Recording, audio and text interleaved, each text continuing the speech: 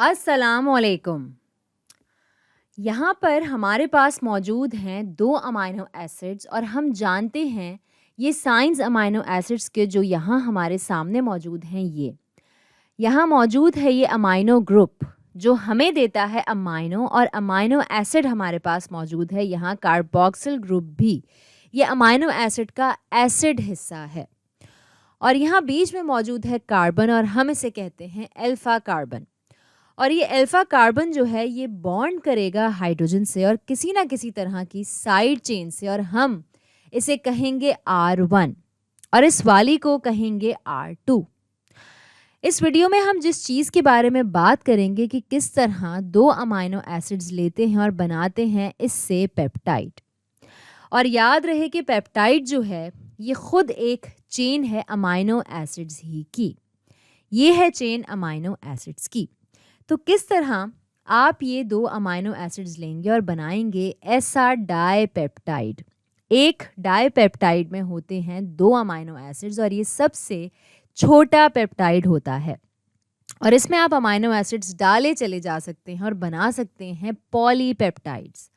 اور اگر ہم ایک سرسری سا جائزہ لیں اس ریاکشن کا اور اس کی بات کریں تو یہاں یہ نائٹروجن جو ہے یہ استعمال کرے گا اس کا لون پیئر اس کاربونیل کاربن کے ساتھ یہاں بانڈ بنانے کے لیے. تو یہ لون پیئر یہ جائے گا اس کاربونیل کاربن کے پاس اور بنائے گا بانڈ، اور پھر یہ ہائیڈروجن اور یہ آکسیجن یہ استعمال ہوں گے واٹر مالیکیول بنانے کے لیے اس دونوں امائنو ایسڈز سے. تو اس ریاکشن میں آپ کے پاس آتا ہے نائٹروجن جو جڑتا ہے اس کاربن سے اور نکلتا ہے پانی کا مالیکیول. اور چونکہ یہاں واٹر مالیکیول خارج ہوتا ہے، اس قسم کا ریاکشن جو ہم نے پہلے بہت دفعہ دیکھا ہے دوسرے مالیکیولز کے ساتھ، ہم اسے کہتے ہیں کنڈینسیشن ریاکشن یا ڈی ہائیڈریشن سنتھسس. یہ میں یہاں لکھ لیتی ہوں. ہم نے اس قسم کے ریاکشنز دیکھے تھے کاربوہائیڈریٹس میں.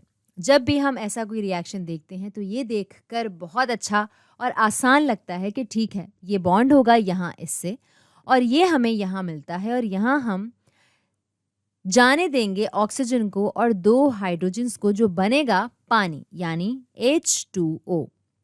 لیکن ہم اسے ہوتے ہوئے کیسے تصور کریں گے؟ کیا ہم الیکٹرانز کو آگے بڑھا سکتے ہیں؟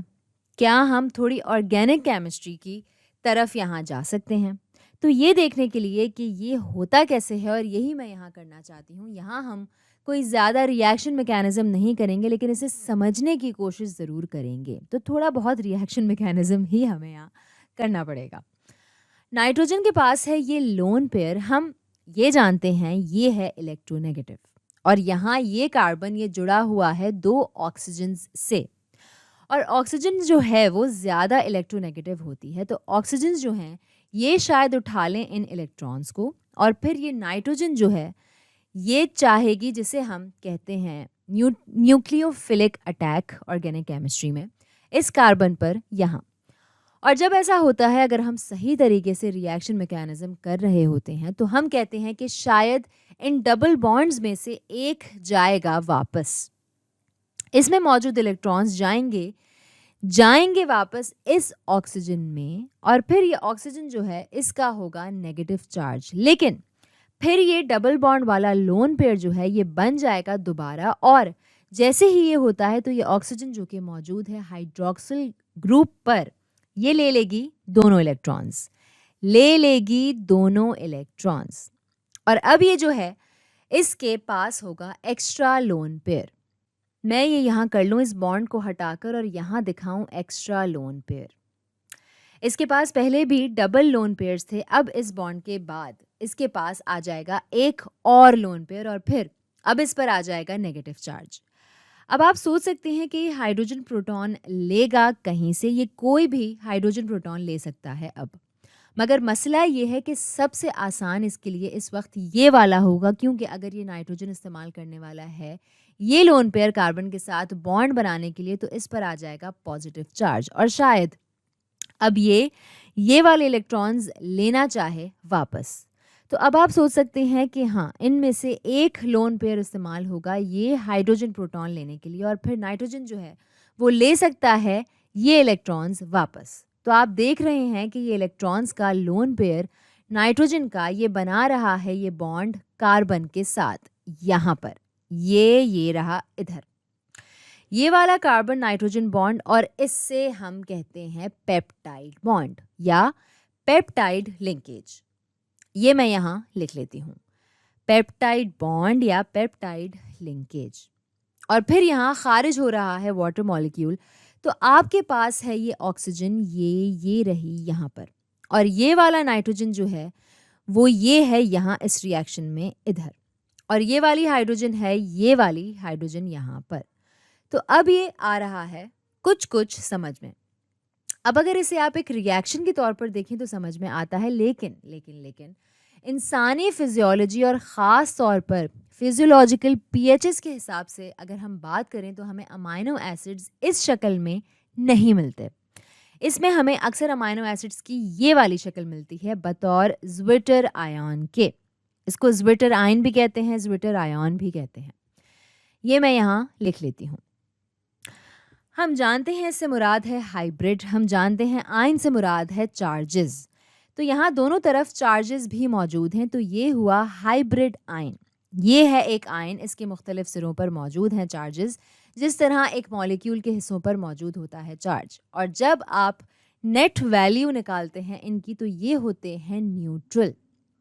इसके हिस्से हैं चार्ज लेकिन ये पूरी तरह न्यूट्रल है। तो फिजियोलॉजिकल पीएचएस की जहाँ तक बात है तो नाइट्रोजन सिरा जो है अमाइनो एसिड्स का जो लेता है एक्स्ट्रा प्रोटॉन बन जाता है पॉजिटिव चार्ज, और कार्बोक्सिल ग्रुप जो है ये जाने देता है प्रोटॉन को और आ जाता है इस पर नेगेटिव चार्ज।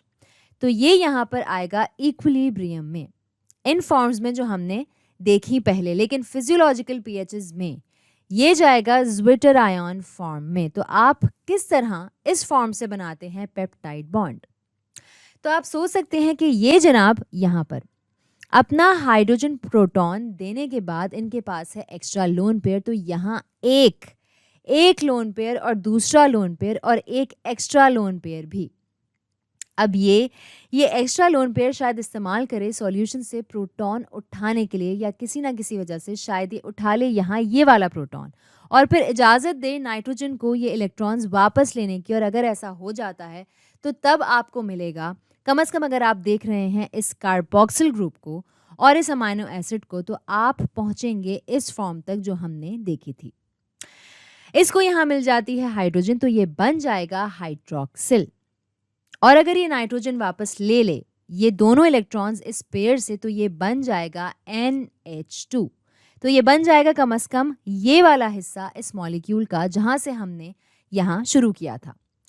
यहाँ आप समझ सकते हैं कि आप वापस कैसे आते हैं पेप्टाइड लिंकेज तक, जो कि है यहाँ इधर। ये है पेप्टाइड लिंकेज, और एक फ़र्क है दोनों पेप्टाइड्स में, यहाँ रिएक्शन में मिलने वाला और पहले वाला, वो ये है कि ये है ज्विटर आयन फॉर्म, जबकि ये कार्बोक्सिल ग्रुप जो है इसने दे दिया है अपना प्रोटॉन सॉल्यूशन में, और यहाँ पर नाइट्रोजन इसने ले लिया है प्रोटॉन सॉल्यूशन से, तो इसका है नेट न्यूट्रल चार्ज, जबकि यहाँ मौजूद हैं चार्जेस दोनों तरफ ही। तो आज के लिए इतना ही।